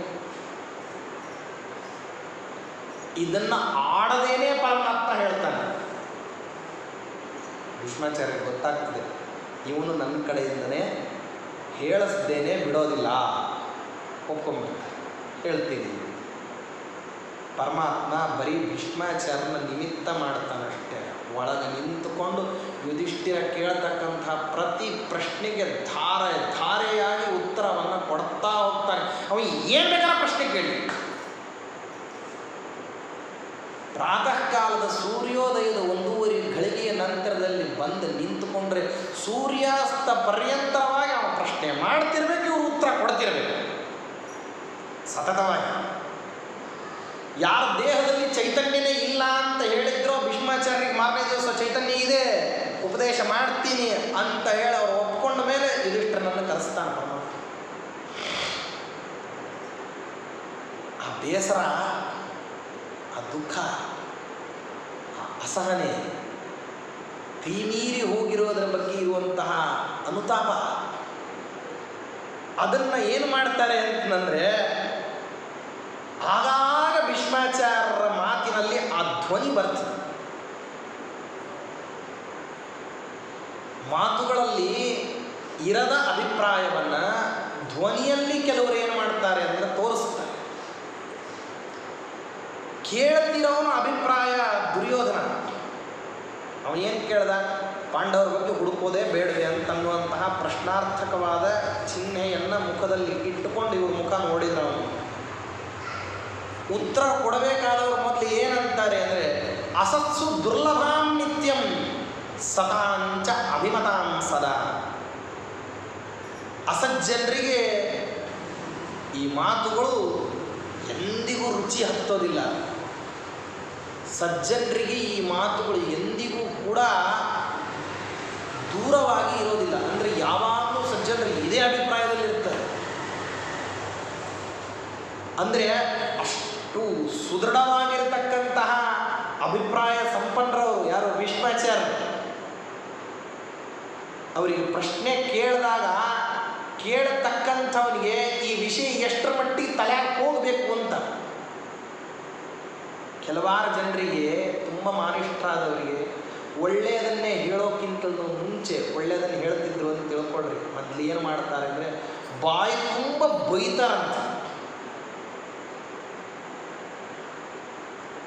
ಅಯೋಗ್ಯತನದ ವ್ಯಾಪಾರವನ್ನು ಮಾಡಿದಾಗ ದೊಡ್ಡವರು ಏನು ಮಾಡ್ತಾರೆ ಅಂತಂದರೆ ಬಾಯಿ ತುಂಬ ಮೊದಲು ಬೈತಾರೆ. ಅವ್ರು ಬೈದರು, ಅವ್ರ ಮಾತು ನಾ ಯಾಕೆ ಕೇಳಲಿ ಅಂತ ನೀವು ಎದ್ದು ಹೋದ್ರಿ ಅಂತಂದರೆ ಮುಂದೆ ಸಿಗತಕ್ಕಂಥ ಅಮೃತದಿಂದ ವಂಚಿತರಾಗ್ತೀವಿ. ಗಂಗಾ ನದಿ ತನಕ ಹೋಗಿಬಿಟ್ಟು ತುಂಬ ಚಳಿ ಇತ್ರಿ ಆಚಾರ್ಯ, ಎಲ್ಲಿ ಮುಳುಗೋದು ಆಗೋದಿಲ್ಲ ಹೋಗೋದಿಲ್ಲ ಅಂತ ವಾಪಸ್ ಬಂದರೆ ನಷ್ಟ ಗಂಗಾ ನದಿಗೆ ಏನಿಲ್ಲ, ನಷ್ಟ ಯಾರಿಗೆ?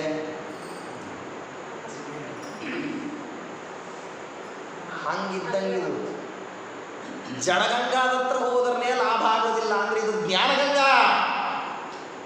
ಇಲ್ಲಿ ನೀವು ಅಯೋಗ್ಯತನದ ವ್ಯಾಪಾರವನ್ನು ಮಾಡಿದ್ರಿ ಅಂತ ಆದರೆ ಮೊದಲವರು ವಿವೇಕಿಗಳಾದವರು ಏನು ಮಾಡ್ತಾರೆ ಅಂತಂದರೆ ನೀವೇನೇನು ಅಯೋಗ್ಯತನ ಮಾಡ್ತಿದ್ದೀರೋ ಆಪಾದ ಮೂಳೆ ಪರ್ಯಂತರವಾಗಿ ಎಲ್ಲ ಅಯೋಗ್ಯತನವನ್ನು ಹೇಳ್ತಾರೆ. ಬಾಯ್ ಬಿಟ್ಟು ಹೇಳ್ತಾರೆ, ನೀವು ಇಂಥ ಕೆಲಸ ಮಾಡಿದ್ದೀರಿ, ಅದರಿಂದಾಗಿ ನಿಮಗೇನಾಗೋದಿಲ್ಲ ಅಂದ್ರೆ ನಮ್ಮ ಮಾತು ನಿಮಗೆ ರುಚಿ ಹತ್ತುವುದಿಲ್ಲ ಅಂತ ಹೇಳಬೇಕಾದದ್ದನ್ನು ಹೇಳ್ತಾರೆ. ಅಂದ್ರೆ ಏನು ಅಭಿಪ್ರಾಯ? ಮೊದಲು ನಮ್ಮ ಹತ್ರ ಏನು ಮಾಡಿರಿ ಅಂತಂದರೆ ಬಯಸ್ಕೊಂಡು ನೀವು ಮಾಡಿರೋ ತಪ್ಪನ್ನು ಪ್ರಾಂಜಲವಾಗಿ ನೀವು ಒಪ್ಕೊಳ್ರಿ. ಮನಸ್ಥಿತಿಯನ್ನು ಏನು ಮಾಡಿರಿ, ಸ್ವಲ್ಪ ಅಪ್ಡೇಟ್ ಮಾಡ್ಕೊಳ್ಳಿ. ಅದು ಹಳೇ ಗ್ರಾಮಫೋನಿನ ರೆಕಾರ್ಡ್ ಇರ್ತದಲ್ಲ, ಕೊರ್ರ ಕೊರ್ರ ಕೊರ್ರ ಕೊರ್ರ ಅನ್ನೋ ಹಂಗೆ ಇದ್ದು ಬಿಡ್ತು ಅಂದರೆ ನಿಮಗೆ ಏನಾಗೋದಿಲ್ಲ ಅಂದ್ರೆ ನಾವು ಹೋಗೋದು ಕಿವಿಯಾಗಲೇ ಹೋಗೋದಿಲ್ಲ ಅಂದ್ರೆ ತಲೆ ಹೋಗೋದು ಹೇಗೆ. ಆದ್ದರಿಂದ ಏನು ಮಾಡಿದ್ರು ಅಂದರೆ ದ್ರೋಣಾಚಾರ್ಯರು ತಾವು ಒಳ್ಳೆಯ ಮಾತುಗಳನ್ನು ತಾವು ಸರಿಯಾದಂತಹ ಕ್ರಮದಲ್ಲೇ ಹೇಳಿದರು.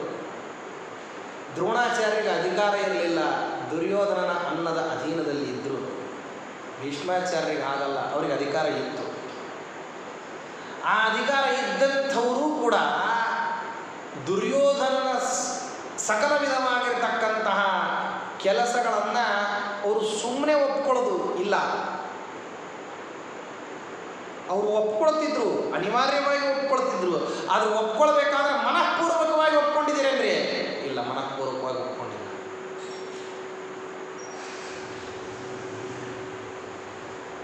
ಸುಮ್ಮನೆ ದೈಹಿಕವಾಗಿ ಒಪ್ಕೊಂಡಿದ್ದಕ್ಕೆ ಪರಮಾತ್ಮ ಏನಂತ ಅಂದರೆ ನಿಮ್ಮ ಮನೆಗೆ ಬರೋದಿಲ್ಲ ಅಂದ. ಇನ್ನು ಮನಃಪೂರ್ವಕವಾಗಿ ಒಪ್ಕೊಂಡ್ರೆ ಇವರು ಏನು ಮಾಡ್ತಾನೆ, ಇನ್ನು ಜನ್ಮದಲ್ಲಿ ನೀವೇನು ಮಾಡಬೇಡ್ರಿ ಅಂದರೆ ಇನ್ನು ಜನ್ಮದಲ್ಲಲ್ಲ, ನೀವು ಸಾಧನಾವಸ್ಥೆಯಲ್ಲಿ ಎಂದಿಗೂ ನನ್ನ ಹತ್ರ ಬರಬೇಡ್ರಿ ಅಂತ ಮಕ ತಿರುಗಿಸ್ಕೊತಾನೆ ದೇವರು. ಆಕಸ್ಮಿಕವಾಗಿ ನೀವು ದೈಹಿಕವಾಗಿ ನಿಮ್ಮ ಸಮ್ಮತಿಯನ್ನು ಕೊಟ್ಟರೆ ನಿಮ್ಮನ್ನು ದೂರ ಇಡ್ತೀನಿ ಅಂತ ನನಗೆ ಅಸಮ್ಮತ ಅಂದ್ರೆ ನೀವು ಅಸಮ್ಮತ ಅಂತ ಪರಿಭಾವಿಸಬೇಕು. ನನಗೆ ಅಸಮ್ಮತವಾದಂಥ ಕೆಲಸ ನೀವು ಮಾಡಬಾರ್ದು ಅಂದ್ರೆ ಮಾಡಬಾರ್ದು ಅಷ್ಟೇ.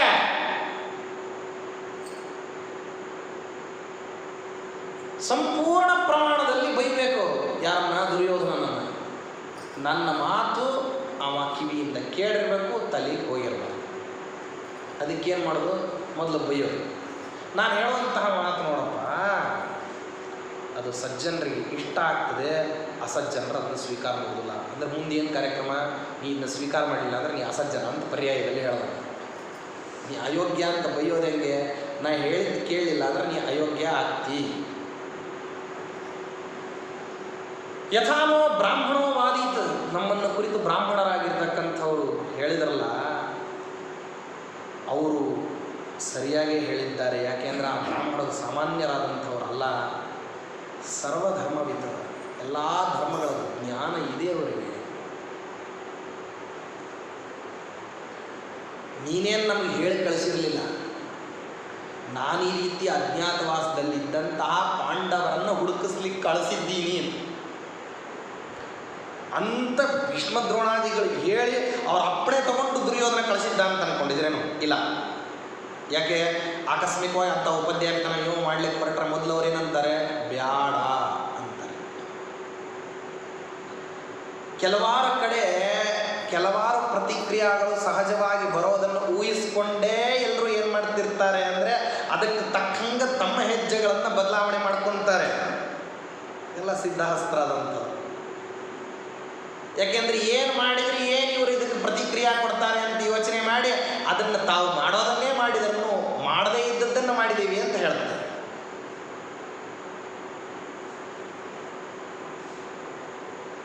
ಅದಕ್ಕೋಸ್ಕರವಾಗಿ ಇವರು ಯಾರಿಗೂ ಹೇಳ್ದೇನೆ ಗುಪ್ತಚರರ ವರ್ಗದವರನ್ನು ಕಳಿಸಿದ್ದಾರೆ ದುರ್ಯೋಧನ. ಆದರೆ ಗುಪ್ತಚರರನ್ನು ಕಳಿಸೋದ ನಾನೇ ಹೇಳಿದ್ದಲ್ಲ, ಯೋಚನೆ ಸರಿಯಾಗಿದ್ದನ್ನು ಯೋಜನೆ ಸರಿಯಾಗಿದೆ. ಯೋಜನೆ ಸರಿಯಾಗಿ ಇರಬೇಕಾಗಿತ್ತು ಅಂದರೆ ತಾನು ಸ್ವಯಂ ಆ ಯೋಜನೆಯನ್ನು ಮಾಡಲಿಕ್ಕೆ ಸಮರ್ಥನಿರಬೇಕು, ಅಥವಾ ಸಮರ್ಥರಾದವರನ್ನು ಇಟ್ಟುಕೊಂಡು ಯೋಜನೆಯನ್ನು ಸಿದ್ಧಪಡಿಸಬೇಕು. ಎಲ್ಲ ಕಡೆಯೂ ಹಿಂಗೆ ಎರಡೆರಡು ಹಾದಿಗಳು ಇರ್ತವೆ.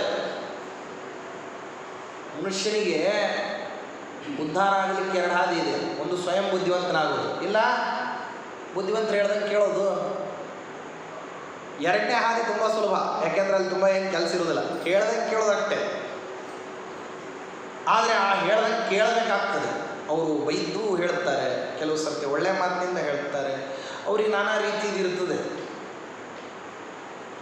ಆದ್ದರಿಂದ ಹೇಳಬೇಕಾದ್ರೆ ಏನು ಮಾಡಿದರು ಅಂತಂದರೆ ಅವರು ಬೈದು ಹೇಳಿದರು.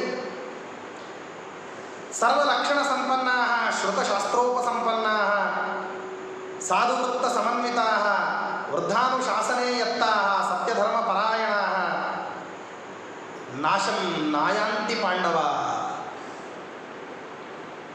ಶ್ರುತಶಾಸ್ತ್ರ ಸಂಪನ್ನರಾಗಿರ್ತಕ್ಕಂಥವರು, ಲಕ್ಷಣಾಢ್ಯರಾದಂಥವರು, ಸಜ್ಜನರ ವೃತ್ತಿಯಲ್ಲಿ ಇದ್ದಂಥವರು, ವೃದ್ಧರಿಂದ ಅನುಶಾಸಿತರಾಗತಕ್ಕಂಥವರು, ಸತ್ಯ ಧರ್ಮಗಳಲ್ಲಿ ಆಸಕ್ತಿ ಇಟ್ಟುಕೊಂಡಿರ್ತಕ್ಕಂಥವ್ರು, ಅವರೇ ನಾಶವನ್ನು ಹೊಂದುತ್ತಾರೆ. ಅಂದರೆ ಈ ಎಲ್ಲ ಗುಣಗಳಿಗೆ ಏನಾದರೂ ಗತಿ ಇದೆಯಾ?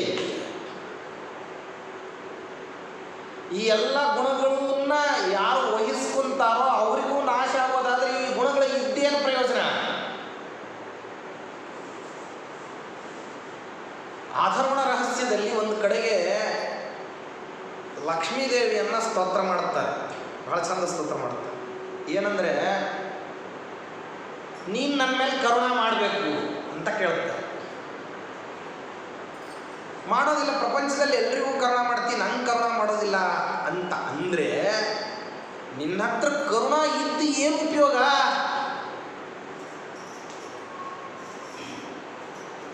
ಕರುಣೆ ಯಾರ ಮೇಲೆ ಮಾಡಬೇಕು ಅಂತಂದರೆ ಯಾವನು ಕರುಣೆಗೆ ಅರ್ಹನಾಗಿದ್ದಾನೋ ಅವನ ಮೇಲೆ ಮಾಡಬೇಕು.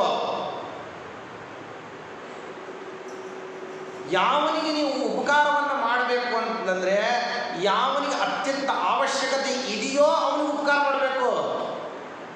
ನೀವು ಹೊಟ್ಟೆ ತುಂಬದವ್ರಿಗೆ ಕರ್ಕೊಂಡು ಹೋಗಿ ಊಟಕ್ಕೆ ಹಾಕ್ಬಿಟ್ಟು ನಾವು ಊಟಕ್ಕೆ ಹಾಕಿದೆ ಅಂತ ಹೇಳಿದ್ರೆ ಅದು ಯಾವ ದೊಡ್ಡ ವಿಷಯ? ನೀವು ಊಟಕ್ಕೆ ಹಾಕಿರೋದು ಯಾವಾಗ ದೊಡ್ಡ ವಿಷಯ ಆಗ್ತದೆ ಅಂದರೆ ಹೊಟ್ಟೆ ಹಸ್ತಿರಬೇಕು, ಆಗ ನೀವು ಊಟಕ್ಕೆ ಹಾಕಬೇಕು. ಅವಶ್ಯಕತೆಗೆ ಅನುಸಾರವಾಗಿ ಇರತಕ್ಕಂತಹ ಪೂರೈಕೆಯನ್ನು ಪೂರೈಕೆ ಅಂತಾರೆ ಹೊರತಾಗಿ ಸುಮ್ಮನೆ ಪೂರೈಕೆ ಇದ್ದ ಮಾತ್ರಕ್ಕೆ ಅವಶ್ಯಕತೆ ಇಲ್ಲದೆ ಇದ್ರೂ ಪೂರೈಕೆ ಆಗ್ತಿತ್ತು ಅಂದರೆ ಅದೊಂದು ದೊಡ್ಡ ವಿಷಯವೇ ಅಲ್ಲ. ಇದ್ದು ಪೂರೈಕೆ ಆಯಿತು ಅಂತಾರೆ. ನಮ್ಮ ಆಚಾರ ಒಂದು ಹಾಡು ಮಾಡಬೇಕಾದ್ರೆ ಅಂತಾರೆ ಪರಮಾತ್ಮನಿಗೆ, ಪರಮಾತ್ಮ ನೀನು ಪ್ರಹ್ಲಾದರಾಜನನ್ನು ಉದ್ಧಾರ ಮಾಡಿದೆ, ಧ್ರುವ ಚಕ್ರವರ್ತಿಯನ್ನು ಉದ್ಧಾರ ಮಾಡಿದೆ, ಮತ್ತು ಗಜೇಂದ್ರನನ್ನು ಉದ್ಧಾರ ಮಾಡಿದೆ, ದ್ರೌಪದಿ ದೇವಿಯನ್ನು, ಅಜಾಮಿಳನನ್ನು, ಇವರೆಲ್ಲ ಉದ್ಧಾರ ಮಾಡಿದ್ವಿ ಅಂತಂದ್ರೆ ಏನು ದೊಡ್ಡ ವಿಷಯ ಅಲ್ರಿ? ಪ್ರಪಂಚದಲ್ಲಿ ಎಲ್ಲ ಹೇಳ್ತಕ್ಕಂಥ ವಿಷಯಗಳನ್ನು ಇಡೀ ಶಾಸ್ತ್ರಗಳಲ್ಲಿ ಪ್ರತಿಯೊಂದು ಕಡೆ ವರ್ಣನ ಮಾಡಿದ್ದನ್ನು ನೀವಿಟ್ಟುಕೊಂಡು ಹೇಳಿ ಅದನ್ನು ಯಾವ ದೊಡ್ಡ ವಿಷಯ ಅಂತ ಅಂದುಬಿಟ್ರೆ, ಹಾಗಾದರೆ ಶಾಸ್ತ್ರಗಳಲ್ಲಿ ಇದನ್ನು ಹೇಳ್ತಿಲ್ವೇ? ಹೌದಪ್ಪ, ಹೇಳ್ತಿದ್ದಾರೆ. ಅಂತ ಹಂಗಂದ್ರೆ ನಿಮ್ದೇನು ನಾವೀನ್ಯತ ಅಂತಂದರೆ ಭಕ್ತರು ನಿನಗೆ ಪ್ರಹ್ಲಾದಾದಿಗಳು. ಅವರೆಲ್ಲ ಭಕ್ತರಿದ್ದಾರಪ್ಪ ಪರಮಾತ್ಮ, ಅವ್ರನ್ನ ನೀವು ಉದ್ಧಾರ ಮಾಡೋದು ಸರಿ ಇದೆ. ಅವ್ರು ನಿನಗೆ ಭಕ್ತರು, ನೀವು ಅವ್ರನ್ನ ಉದ್ಧಾರ ಮಾಡ್ತೀವಿ. ಅವ್ರು ನಿನ್ನಲ್ಲಿ ಭಕ್ತಿಯನ್ನು ಮಾಡ್ತಾರೆ, ಅದಕ್ಕೆ ನೀವು ಉದ್ಧಾರವನ್ನು ಮಾಡ್ತೀವಿ, ಅದು ಸರಿ ಇದೆ. ಅದು ದೊಡ್ಡ ವಿಷಯ ಅಲ್ಲೇ ಅಲ್ಲ. ಮತ್ತು ಹಾಗಂದ್ರೆ ದೊಡ್ಡ ವಿಷಯ ಯಾವುದು ಅಂದರೆ ನನ್ನನ್ನು ಉದ್ಧಾರ ಮಾಡು, ಅವಾಗ ಅದೊಂದು ದೊಡ್ಡ ವಿಷಯ ಅಂತ ಹೇಳ್ತೀನಿ ನಾನು. ನೀ ಭಕ್ತರಾದವ್ರನ್ನು ಉದ್ಧಾರ ಮಾಡಿಬಿಟ್ಟಿ ಅಂತಂದರೆ ಅದೊಂದು ದೊಡ್ಡ ವಿಷಯ ಅಂತ ನಾ ಯಾಕಪ್ಪ ಹೇಳಿ? ಅವರು ಭಕ್ತರಿದ್ದರು, ಅವರು ಅನನ್ಯಗತಿಕವಾಗಿ ನಿನ್ನನ್ನು ನಂಬಿದ್ದು, ನೀ ಅವರಿಗೆ ಅನುಗ್ರಹವನ್ನು ಮಾಡಿಬಿಟ್ಟು ಮಾಡಿದ್ದನ್ನು ಅದನ್ನು ಶ್ರುತಿಶಾಸ್ತ್ರಗಳು ಹೇಳ್ತವೆ, ಕೊಂಡಾಡ್ತಾ ಇದ್ದಾವೆ, ನಾವು ಕೊಂಡಾಡ್ತಾ ಇದ್ದೀವಿ, ಸರಿ ಇದೆ. ಆದರೆ ನಾನು ನಿನಗೆ ಪ್ರತ್ಯೇಕವಾಗಿ ಮಾಡತಕ್ಕಂತಹ ಪ್ರಾರ್ಥನೆ ಏನಂದರೆ, ಅವರು ಉದ್ಧಾರ ಆಗಿದ್ದು ನಿನ್ನ ಕಾರುಣ್ಯದಿಂದ ಇರಬಹುದು, ಆದರೆ ಅವರು ಭಕ್ತರಾದದ್ದಕ್ಕೆ ನೀ ಅವ್ರ ಮೇಲೆ ಕಾರುಣ್ಯ ತೋರಿಸೋದು ಸಹಜ. ಆದರೆ ಭಕ್ತನಾಗದೇ ಇರತಕ್ಕಂಥವು ಅಂದರೆ ಅಲ್ಪ ಭಕ್ತಿಯನ್ನು ಮಾಡತಕ್ಕಂಥವು, ಸಾಮಾನ್ಯನಾಗಿರತಕ್ಕಂಥವು, ಸಣ್ಣವನಾದಂಥವು, ನನ್ನಂಥವ್ರು ಪ್ರಾರ್ಥನೆ ಮಾಡಿದಾಗ ನನ್ನನ್ನು ನೀನು ರಕ್ಷಣೆ ಮಾಡಿದೆ ಅಂದರೆ ನೀನು ಕರ್ಣ ಸಹ. ಔಷಧಿಗೆ ಯಾವಾಗ ಬೆಲೆ ಅಂತಂದರೆ, ಜಗತ್ತಿನಲ್ಲಿ ಎಲ್ಲ ಕಡೆನೂ ಬೆಳೆದಿತ್ತಂದ್ರೆ ಔಷಧಿಗೆ ಏನು ಬೆಲೆ ಇಲ್ಲ. ಬೆಲೆ ಯಾವಾಗ ಬರ್ತದೆ ಔಷಧಿಗೆ ಅಂದ್ರೆ ರೋಗ ಬಂದಾಗ ಮಾತ್ರ.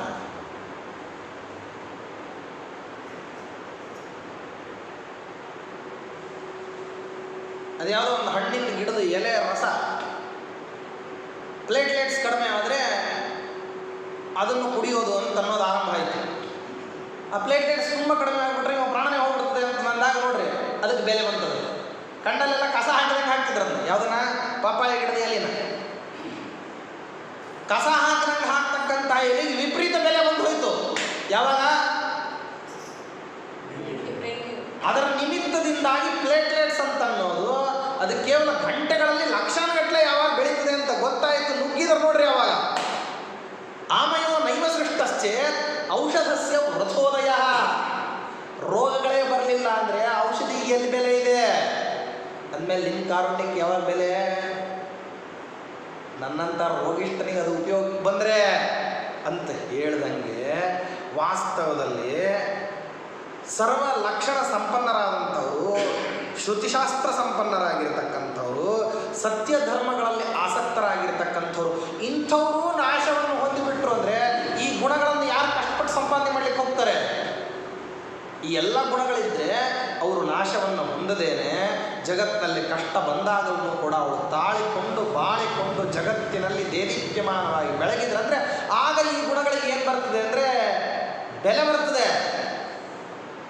ಬೆಲೆ ಬರಬೇಕು ಅಂದರೆ ಏನಾಗಬೇಕು? ಈ ಗುಣಗಳೆಲ್ಲ, ಈ ಗುಣಗಳನ್ನು ಹೊಂದಿರತಕ್ಕಂಥ ವ್ಯಕ್ತಿಗಳಿಗೆ ನಾಶ ಆಗಬಾರ್ದು. ಅಂದಮೇಲೆ ಪಾಂಡವರ ಹತ್ರ ಈ ಗುಣಗಳು ಇದ್ದಾವೆ ಅಂತ ಅನ್ನೋದು ಜಗತ್ತೆಲ್ಲ ತಿಳಿದಿದೆ.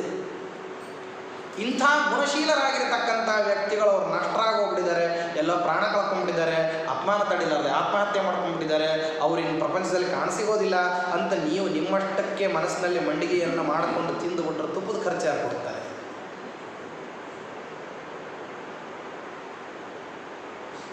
ನೀವು ಸುಮ್ಮನೆ ಈ ರೀತಿಯಲ್ಲಿ ಏನು ಮಾಡ್ಕೊಳ್ಳಿಕ್ಕೆ ಹೋಗ್ಬಾರ್ದು ಅಂದರೆ ನೀವು ಬಯಸಿದ್ದನ್ನೆಲ್ಲ ಅಸ್ಯೂಮ್ ಅಂತಾರಲ್ಲ, ಕಲ್ಪನೆಯನ್ನು ಮಾಡ್ಕೊತಾ ಹೋಗ್ಬಾರ್ದು. ಅವರು ಇಂಥ ಗುಣಶೀಲರು ಅಂದರೆ ಅವರು ಸಾಮಾನ್ಯವಾಗಿ ನಷ್ಟರಾಗತಕ್ಕಂಥವ್ರಲ್ಲ. ಅವರು ಸಮಯಜ್ಞಾಸ್ತೆ ಪಾಲಯಂತ ಶುಭವ್ರತಾ ನ ವಿಷೀದಂತಿ ದೇವಾರ್ಥಾ ಉದ್ವಹಂತ ಸದಾಂಧುರಂ.